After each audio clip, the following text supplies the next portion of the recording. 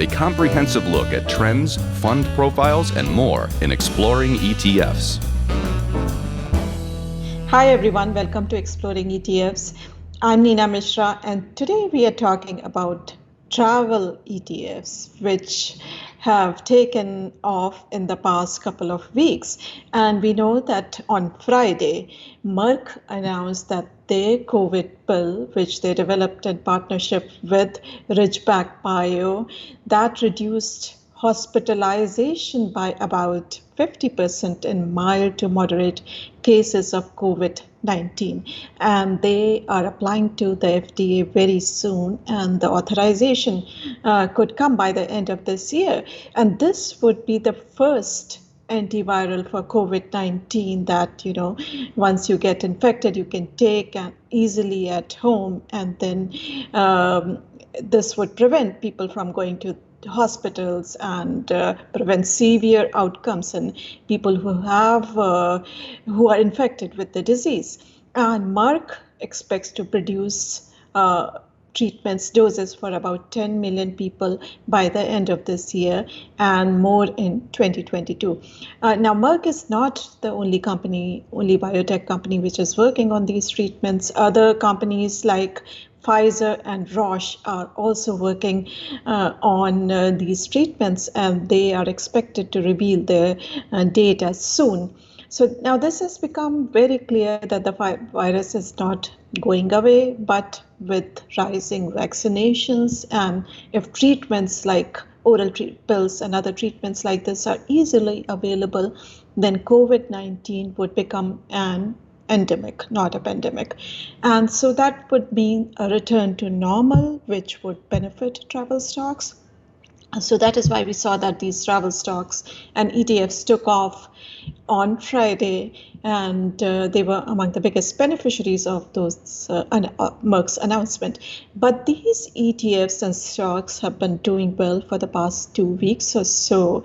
After the US eased travel restrictions, they announced that vaccinated international travels could travel to the US, and they would be loosening of travel bans.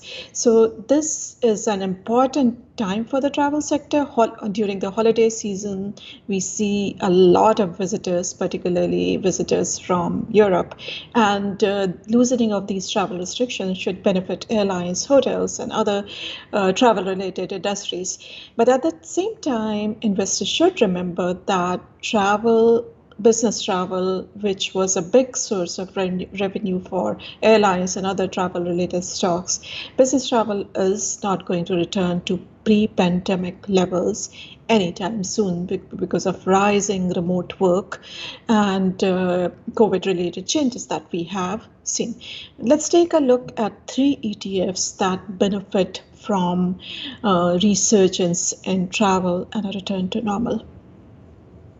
So the first one I'm highlighting is the first and only pure play airline ETF.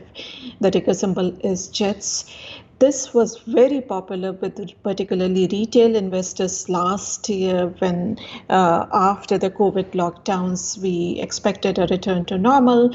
But then after that, we saw a resurgence in COVID variants, including Delta. So this ETF did not perform very well later last year. So because it was very popular, it gathered a lot of assets last year and has 3.8 billion in assets now, has an expense ratio of 60 basis points, and it holds US and non-US airline companies and operators. To learn more about this ETF, you can go to the quote page on Zacks.com, read our research report, articles. I also did a podcast with the provider, US Global. You can listen to the podcast and go to the web page for JETS, and you will see what it holds and other details. So it holds companies from the global airline industry, including airline operators and manufacturers from all over the world. Now, if you look at the holdings, there's a lot of focus on big US airlines. So Delta, Southwest, American, and United, the big four, they account for 10% each, a little more than 40% of the portfolio. Then some US, including some Canadian airlines, have about 3% weight each. And then you will see some other operators and international airlines. So Hawaiian Holdings, SkyWest, Alaska, JetBlue, and you will also see Expedia, TripAdvisor, and manufacturers like Boeing. The second one that I'm highlighting is also a very unique ETF. It is by ETFMG. ETFMG Travel Tech ETF, ticker symbol is AWAY, easy to remember. So this holds technology-focused companies which are involved in global travel and tourism. Follows a market cap and liquidity weighting methodology, has a little over 318 million in assets, and has an expense ratio of 75 basis points.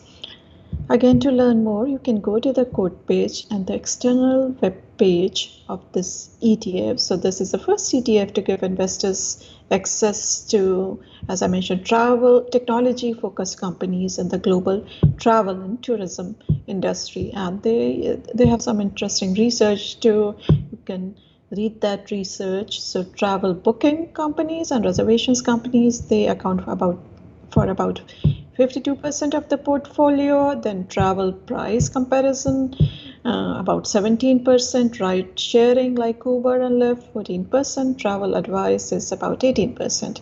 So as you would expect, Uber is the top holding in the ETF. Then Airbnb, Booking Holdings, Expedia, and other holdings. Now, the third one that I'm highlighting is the newest of the three. This holds airline, hotel, and cruise stocks. The ticker symbol is CRUZ. It's by Defiance. This follows a modified market cap weighting methodology, cheapest of the three, but also the smallest, just has 14 million in assets so far. This is due to. So if you want to invest in this ETF, please use a limit order when if you want to buy.